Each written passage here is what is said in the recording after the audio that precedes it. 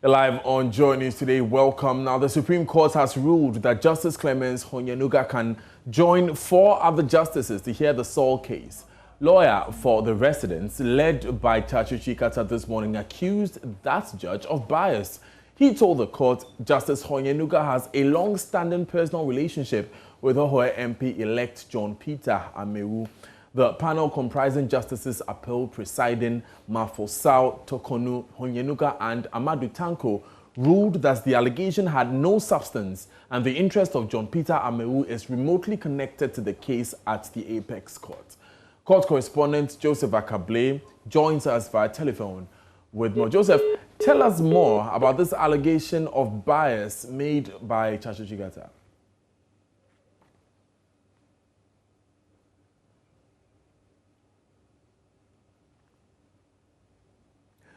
Live on JoyNews today. Unfortunately, we lost Joseph Acable. We will bring back that reporter so that we can conclude the conversation. Now, of course, we know that this is a key case concerning the swearing in of Mr. John Peter Amewu. Joseph Acable has rejoined us now. So, Joseph, tell us what are the details of this allegation that Mr. Chikata made. And so, Daniel, according to Mr. Chikata, he says Justice Honyenuga has a long-standing personal relationship with the Ahoy MP-elect John Peter Amewu, and he has witnesses that if the court allows a full trial on the matter, he's prepared to invite those witnesses to substantiate the allegation, in that allowing Justice Honyenuga to sit on this particular matter will amount to bias, since the interest of Amewu will be served, because Amewu stands to benefit from whatever decisions or suffer from whatever decisions that the court will take. And so that was the basis of that request that he made to the court. And what did the AG's office say in response? Deputy Attorney General Joseph Acable told the court that no particulars have been given to the court to substantiate the allegation, and it remains at best a mere allegation, in that reference has not been made about how this relationship is and how this relationship can impact the case. He again made a point that this is a matter that Mr. Amewu is even not a defendant in terms of the AG's application at the Supreme Court. Is between the Attorney General's office and the interested parties, and Mr. Amewu is not joined to it. And so it's a jurisdictional issue, and nothing about it relates to the matters relating to Amewu standing to benefit directly from it. Now, explain how the court concluded, Joseph, that the Energy Minister is remotely connected to the case. And so the court said that it's a jurisdiction issue that can be dealt with independent of whether or not Mr. Amewu benefits from it, in that he may benefit eventually, but it is remote. The immediate action that the court is taking is to determine whether the High Court can hear a case that involves Amewu. And so that interest is not close enough to merit such a relational issue. Again, makes the point that the allegation by Mr. Chikata has no substance, and the 5-member panels unanimously decided to dismiss the allegations and allow Justice Honyenuga to stay on the panel to hear the case. Now, Joseph, we know that the bigger case, as you mentioned earlier, concerns Mr. Amewu's eligibility to go to Parliament on Thursday. When do we expect to get clarity on that? As I speak to you now, the court is currently hearing legal arguments from Mr. Chikata and Mr. Joseph Acable. Mr. Joseph Acable, about 2 minutes ago, summed up his submission, which lasted about 20 minutes. Now, he makes the point that the people of South do not have voting rights in the Ahoy constituency, and so the court should restrain the High Court from proceeding to hear the matter. He actually told the court that he actually holds the view that if there is anywhere they should be suing for, it should be affecting the Buim constituency and not the Ahoy constituency, since he says per the CI 128, they are currently part of the Buim constituency. As I speak to you now, Mr. Chikata has also commenced this oral argument, and he's making a point that the AG admits that people's rights have been breached, and so the court should grant his request to allow the High Court to continue to hear the matter. Joseph Acable, thank you very much. We'll come back to you later in the day when we have clarity on that particular case. You're live on JoyNews today with me, Daniel Daze. A lot more coming up here in the bulletin, but we just concluded a conversation with our court correspondent, Joseph Acable. Now, 20 NDC Minority MPs, including their leader, Haruna Idrisu, had been charged in court over their march to the Electoral Commission ahead of the Electoral Commission head office, on 22nd December 2020. Now, they have failed to show up in court when the case was called. In Accra Circuit Court 11, the police prosecutor indicated his readiness to proceed, but the Circuit Court judge was forced to adjourn the case without a new set date because none of the accused persons or their lawyers were in court. The NDC MPs walked from Parliament House to the EC head office and broke through a police barricade to present a petition to the EC. The petition demanded a collation of the 2020 Teshiman South parliamentary election results. The police, in a statement of offence, accused the minority MPs of failing to notify the police before holding a special event contrary to sections 1, 2 and 9 of the Public Order Act. The police have also charged them with unlawful assembly contrary to section 202 of the Criminal Offences Act. My colleague, Kweku Asante, was in court and has joined us live with more. Kweku, what happened in court today? Daniel, so when the case was called today, it was expected that the 20 minority MPs, including their leader, Haruna Idrisu, will be present to answer the charges that have been leveled against them by the Ghana Police Service. Of course, this close, we were expecting that the minority MPs would claim that they are not guilty and also appeal for or apply for bail. But that was not to be. As over an hour when the court started, none of the minority MPs or their lawyers were present in court. And so it has to be that because this was such a case that both parties or both sides had to be in court for this preliminary hearing, the court could not have proceeded without the involvement or the participation of the minority MPs or their lawyers.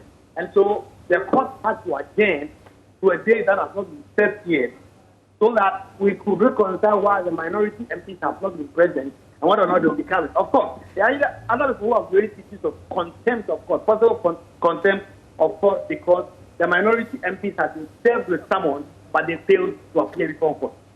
Now, the police prosecution indicates if they had any correspondence with the MPs as to whether or not they would appear in court?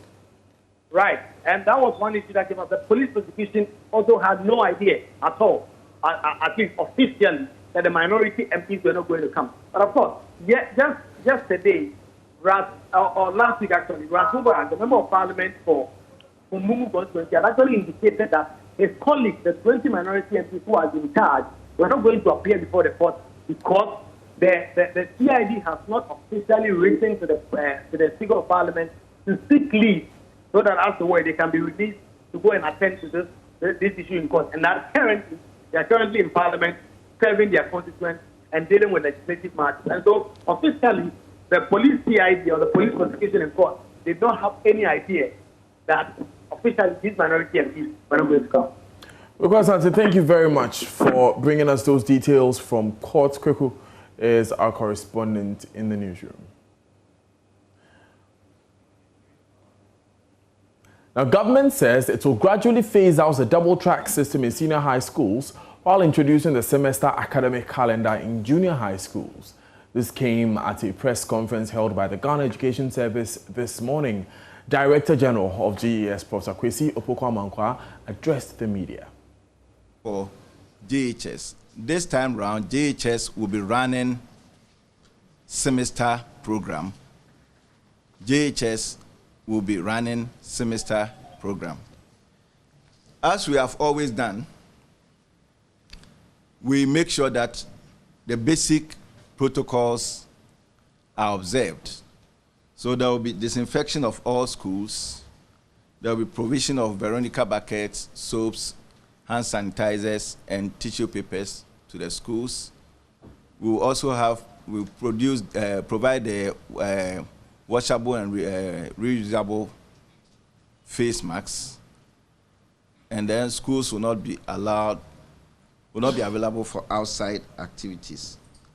In addition to that, as part of our reopening program, we've also put in place something we call school re-entry for the vulnerable, especially for the girls who have stayed home for long and for one reason or the other, they may not be able to go to school. We have a special package through SHEP and girls' education to encourage them to go back to school.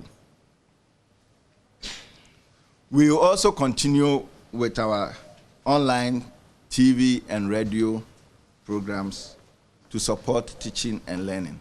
Now let's look at the SHS calendar. This is how it looks graphically. The red, I hope it is red. It is red, yeah. The red is for SHS 3. The green for SHS 2, green, and then the gold for SHS 2, gold, and then blue for SHS 1. Now, if you look at the calendar, and you go to the end of the calendar, you will see that we have some numbers in the contact hours. What we have done is that we've prepared the calendar in such a way that we've taken into consideration the possible, the time that we've lost over the period and how we are going to catch up for that time. So if you look at the calendar, it is what we call the all year round calendar. It starts from January and ends in December. For the examination class, we expect that the examinations will be written in September, October, and then the year will end for them. Now, pre and basic schools will resume school on Friday, January 15. This was announced by the President in his last address to the nation on measures taken against COVID-19.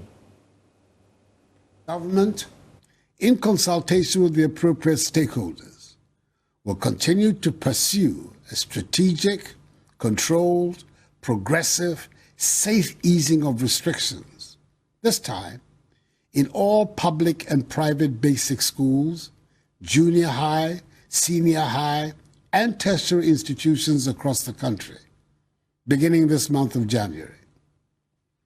The lessons drawn from the reopening of some sections of our educational institutions in the course of last year have put us in a much better position to oversee successfully the full reopening of our schools. Our children must go to school, albeit safely. We are satisfied that in the current circumstances, the reopening of our schools is safe. So from 15th January, our children in kindergarten, primary, and junior high, in both private and public schools, will be back in school. All SHS 1 students will start classes from 10th March, with all his students embarking on a single-track academic calendar. Their seniors in SHS 2 and SHS 3 will, however, return to school from 18th January. I must stress that SHS 3 students in all schools, like SHS 1 students, will no longer run the double-track system. The expansion of infrastructure at the various senior high schools over the last 3 years has brought us to this favorable situation. However, the double-track system will still be applicable to SHS 2 students in schools that are employing it. Students in universities and other tertiary institutions are to be in school from Saturday, 9th of January. Prior to their return to school, government through the Ministry of Education and the Ghana Education Service will ensure that all institutions, public and private, are fumigated and disinfected. Schools and institutions with their own hospitals and clinics will be equipped with the necessary personal protective equipment and have isolation centers to deal with any positive cases. All other schools and institutions without their own clinics and hospitals have been mapped to health facilities. There will be, for now, no mass gatherings and no sporting activities. However, religious activities for students at school under the new protocols will be permitted.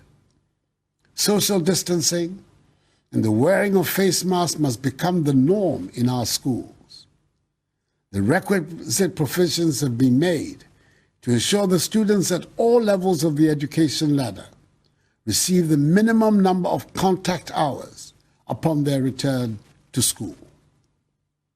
To facilitate the safety of students, government through the Ministry of Education will provide face masks, Veronica buckets, hand sanitizers, liquid soap, rolls of tissue paper, and thermometer guns for the safe reopening of the schools.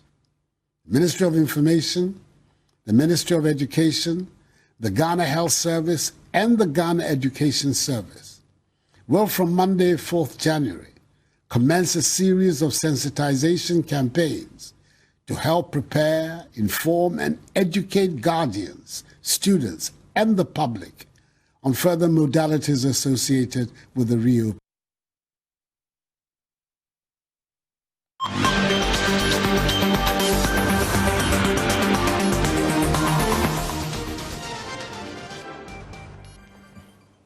President Akufo-Addo there. Now, on the AM show earlier, we had some guests who have been reacting to the news of reopening. Let's hear from some of them who spoke to us via Zoom. There are four main things confronting us as a people. Number one, it has to do with the number of children who are 4 years old as of 2020. And if you take into consideration the population of Ghana, which is a little above 31 million, and a margin of error of 3%, we have at least about 651,000 children waiting to go to KG. So there must be a movement for them to go.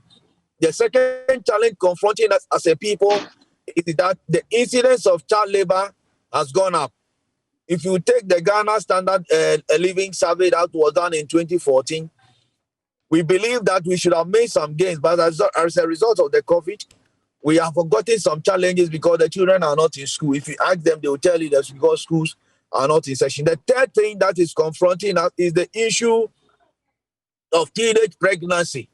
In fact, if you look at the World Vision International website now, it's telling us that one of the districts we have as many as 51 girls who are pregnant now. And so taking all these things into consideration, we know that, like I've already said, we are not in normal times. But whatever we can do as a people to get the schools to reopen, starting from KG up to the SHS level, as the president has said, it is something now we need to work towards. Also looking at that all the conditions and all the things that must be put in place for teachers to go to school must certainly be put in place. There will never be any expedient time to go back to school. So we ought to go to school at a point. Our children have been at home for over 9 months, and then the social and economic costs, it's huge, the implications. And therefore, at a point, as a nation, we should be bold and take the decision for the children to go to school. And as you rightly said, we are not alone in this. Other countries are trying to, in the face of difficult circumstances, we need to take some bold decisions. I'm sincerely hoping so, that we have had experiences with the SHS3 and GHS3, as well as the SHS2s and the GHS2s. And I'm sincerely hoping that we've learned some useful lessons and that some of the initial challenges we had will not persist. In fact, the worry is that we are opening universally on a much wider scale, and we certainly will anticipate some of these challenges. But the important thing is we should be able to be preemptive and be up and doing. So as soon as issues occurs, we deal with it, because on a smaller scale, you can manage it, but now we are doing it nationwide, universal, and therefore, as was said, schools have been mapped to health facilities, but as to how effectively this will work, we will hope that it does. And as soon as issues arise, as I said, we should be able to deal with it. And the bottom line, as we always keep saying, is to continue the safety protocols, the washing of hands, the wearing of masks, and the social distancing. In truth, it's going to be difficult. We shouldn't, if I may say, kid ourselves, because how do you expect kindergarten people to be able to effectively wear masks? Now, Director General of the Ghana Health Service, Dr. Patrick Kumar-Boaje, says as a result of the high COVID-19 hygiene practices, Ghana did not record any case of cholera last year, and there was also a significant reduction in all diarrhea cases. He also stated some persons who tested positive at the airport and were supposed to self-isolate did not manage it properly. He says the Kotoka International Airport recorded 393 positive cases in December, its highest so far, with 36 cases since the new year started. Dr. Patrick Aboagye was speaking at a Zoom Lion and government exhibition of trucks and human resources for the fight against COVID-19 at the Independence Square. Now, we'll bring you that insert later, but the Sanitation Minister, Cecilia Dapa, was at the program to conduct an inspection of the equipment on exhibition for another nationwide disinfection and fumigation exercise. We, as a ministry, stand in solidarity with the Zoom Lion group of companies and also other ESPA members to do their work in the sanitation area. We have initiated the recycling projects in all 16 regions of the country.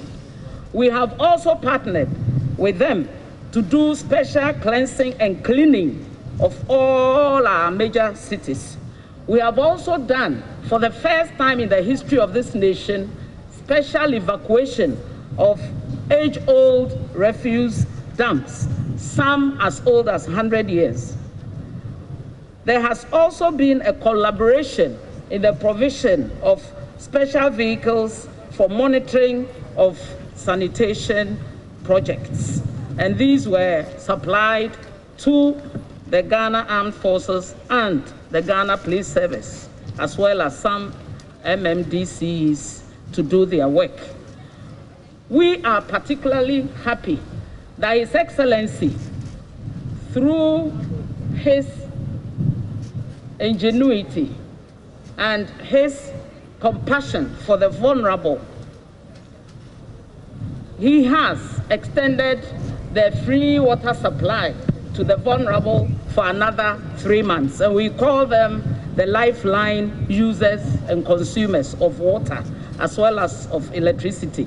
This will go a long way to heighten their hygienic practices and make sure that this epidemic is prevented in their midst. I know that what we couldn't even achieve in 10 years, this short period that His Excellency provided this exemplary leadership in the prevention and eradication of this pandemic, we have achieved in the area of sanitation, vis-a-vis personal hygiene, environmental hygiene, etc., etc. I know that we shall all continue to observe the COVID protocols, especially the hand washing and making sure we sanitize our hands and our homes and do constant fumigation. I use this platform to also entreat all of us to have our homes fumigated to rid them of pests and other dangerous animals. Now, on the subject of COVID-19, public health expert and adjunct professor at New York University, Nana Akufo-Addo, is warning that Ghana will soon see a surge in cases after the clear disregard for safety protocols during Christmas and New Year celebrations.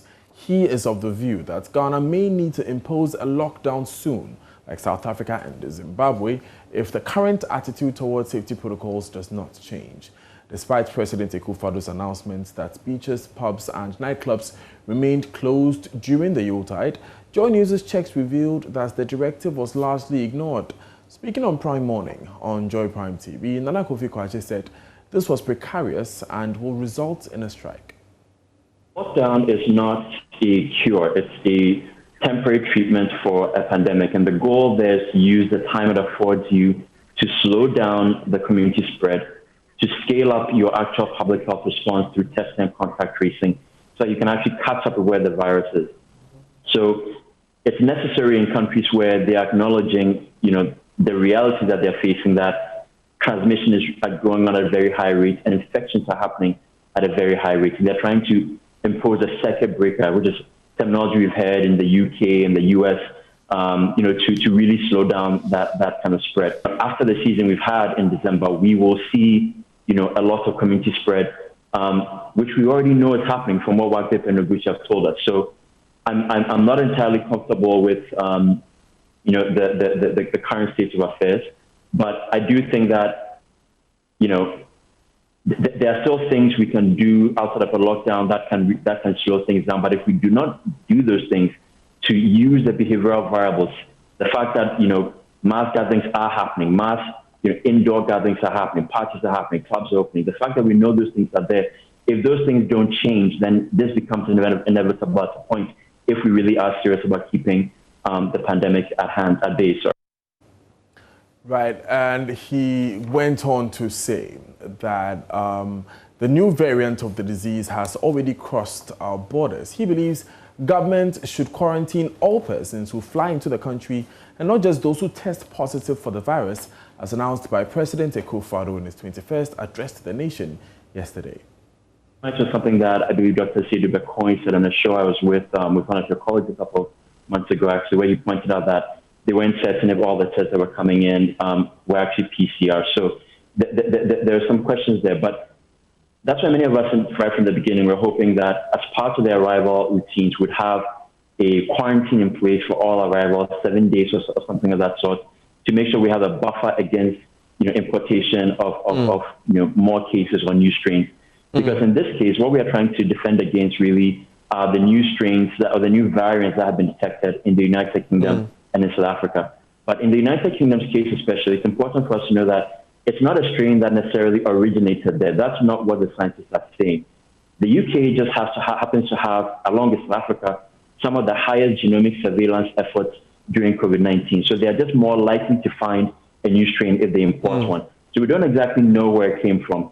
And frankly, given how many countries recently have detected, similar strains in their own country, the UK strain or South Africa strain, it would be kind of a stretch to assume that we don't have any of it in Ghana at all. Maybe we have it in small numbers. Okay. But given the low genomic surveillance we've been doing, with great gratitude to Wagdep for really carrying that effort, it's hard to say that we don't exactly have that. So many of the measures here that we're talking about kind of feels like, bolting the door after the horse is bolted.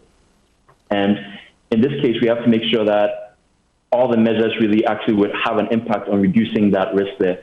So yes, people are coming in and are going to be isolated, which is a good thing.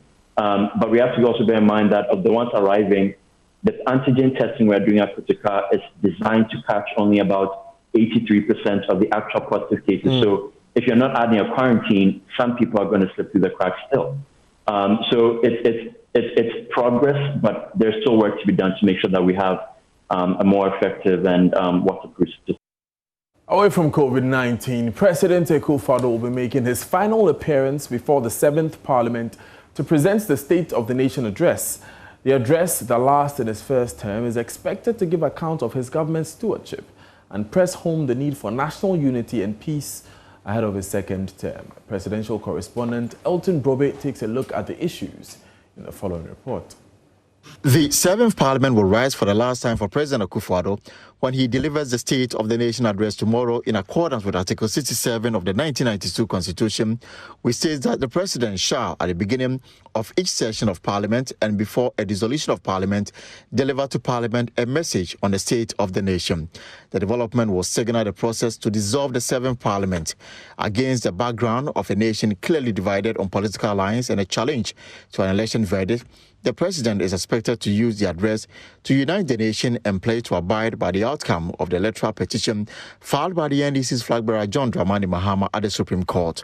But even before the decision will be made, the President is focused on his job, starting with the ushering in of the African Continental Free Trade Area. This ceremony represents an important step towards realizing the goal of continental integration, to create an economically integrated and sustainable continent, capable of ending our dependency on foreign assistance and eradicating poverty, begins today. On the midnight of Wednesday, 6 January 2021, the 7th Parliament will be dissolved, but outgoing MPs are not expected to be present.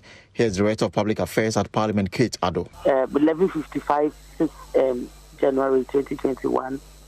Parliament, or the 7th Parliament of the 4th Republic will stand dissolved. 48 hours after the presentation of the State of the Nation address, President Akufo-Addo will be back in Parliament to take the presidential oath to start another 4-year mandate. But the legitimacy of that action will be determined by the Supreme Court in March this year. For the first time, the swearing-in ceremony will take place at the Precinct of Parliament instead of the traditional Black Star Square. Head of Public Affairs at Parliament, Kate Addo, says the event is strictly by invitation. Anybody coming will have to be invited. And then any media person wanting to cover will have to go through the process of accreditation. JoyNews is learning the opposition NDC and its 137 members of parliament will boycott the event, similarly to the 2013 episode when the MPP did same after the 2012 election, which the party said was fraudulently won. Elton Brobe for JoyNews.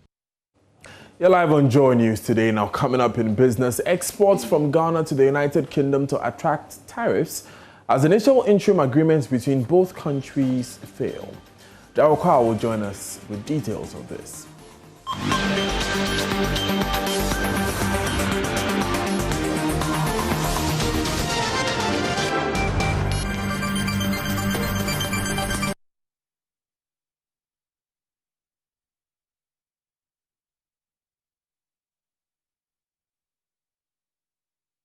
Hi, good afternoon. Welcome to Business. My name is Daryl Kwa. Exports from Ghana to the UK market may attract tariffs and quotas beginning today. This is coming after the UK government backed down on an interim agreement that would have prevented tariff disruptions for goods exported from Ghana. George Afi has more as the move threatens job losses locally.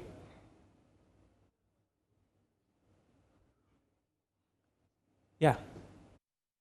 Minister Alain Tremantin and his UK counterpart Les Truss initiated an interim agreement, or call it consensus. This is expected to ensure that exports from Ghana to the UK market will not attract any extra tariffs. The move was to allow the two countries to finalize talks and a new bilateral trade agreement between the two countries. However, in a surprise move, the UK government went back to amend the statement covering the interim agreement, saying that the engagement with the Ghanaian government is still ongoing and the pact will not be in place come January 1, 2021. This should mean that the trade terms between the two countries will be supervised by the World Trade Organization rules, meaning that tariffs will be applied on all exports to the UK market as well as the same to the Ghanaian market. But for the Ghanaian firms that export to the UK market, this will make their goods and products expensive compared to their peers, thereby making them less competitive. The move has forced some of these firms in Ghana to cut down on their exports, a move that will lead to some layoffs and even possible shutdown of their business here in Ghana. This is because these manufacturing firms are yet to fully recover from the shocks of COVID-19 on their operations. The quota-free duty-free deal has kept most of these firms in operations for a long while. Ghana is currently being forced to negotiate a new trade deal with UK following the full implementation of Brexit. Ghana currently has a duty-free, quota-free deal with all countries in the EU market. Now, Serene Insurance, a subsidiary of the First Sky Group, has met the new minimum capital requirement for insurance companies a year ahead of the deadline. The deadline, which is expected to be extended to January 2022, requires that insurance companies increase their capital from 15 million cedis to 50 million. Chairman of the First Sky Group, Eric Sedi Kutoche, speaking at the group's 18th annual Thanksgiving ceremony, outlined some successes his outfit has chalked despite the business disruption posed by the COVID-19 pandemic. Through it all, the group has witnessed immense growth, translating into the birth of 6 main subsidiaries and still counting, with a total strength in the excess of 2,760 employees, both permanent and casuals. We are thankful to God that when the pandemic sent the most resilient of the economies and companies trembling, resulting in a massive layoff, the First Sky Group did not lay off any single staff, despite the difficulties. Even in spite of all this, last year the group reached another milestone with the help of God with one of the subsidiaries, Serene Insurance Company Limited, was fully capitalized 1 year well ahead of the deadline of the National Commission for the Insurance Companies in Ghana to meet their minimum capital of 50 million. A year with COVID, yet God has been faithful to this group because of our heart of thanksgiving.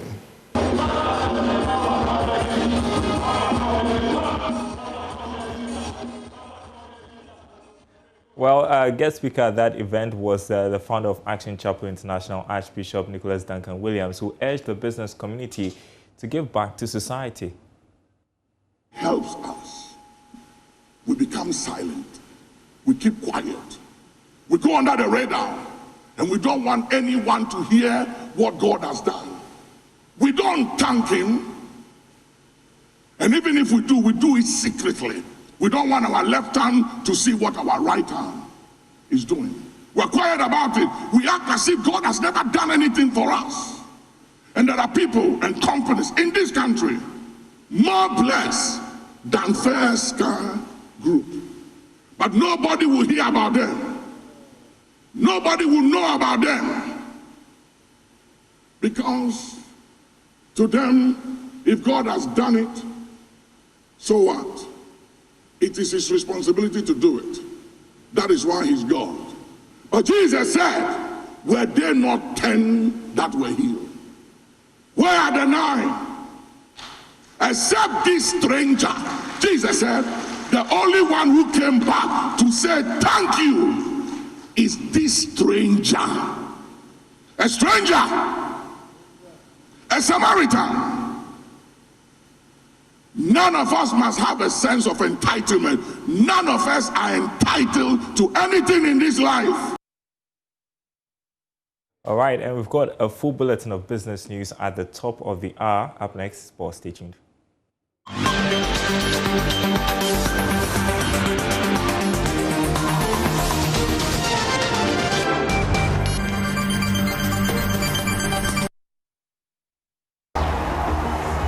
Let's do some sports. And Accra Hearts of Oak were the biggest winners on match day 7 as the humiliated Ghana Premier League leaders Bechem United in Accra. The Ghanaian Giants began the year in blistering mode after whitewashing then league leaders Bechem United 6-1, ending their unbeaten run. The Phobians were given a huge advantage with a few minutes to the end of the first half after Bechem United's Emmanuel Asante received a second yellow card for dissent. Hearts capitalized on the extra man in the second half to record their heaviest win in the league since 2012 when they beat New Edibiase 5-2. And the Phobians are in their usual rainbow-colored red top and purple shorts with red stockings to match. Radio Obuka for the Phobians. Early incursion into the area of Bechem United. Obuka sends a cross and it goes wayward. It's a goal kick for Bechem United. The cross from Obuka was poor, really was. Again, they came close and Daniel Barnier. So Phobians kept defending. Charles Mensah nearly got the better side of Robert Addo, but Addo did well to recollect the ball and get his goalkeeper coming forward. Yeah, question marks over a penalty there as Addo here trying to shield the ball. Was beaten to it, but didn't want to recover. Take a look at his right leg there. Seems to have been a little bit up. So, you know, looking at that game, that chance missed by Barnier. As Asante here speaking himself into the books of the referee. And it's a red card for a second yellow card. And this completely changes the dynamics of the game. It's Accra Hearts of Oak up against the Hunters from Bechem United.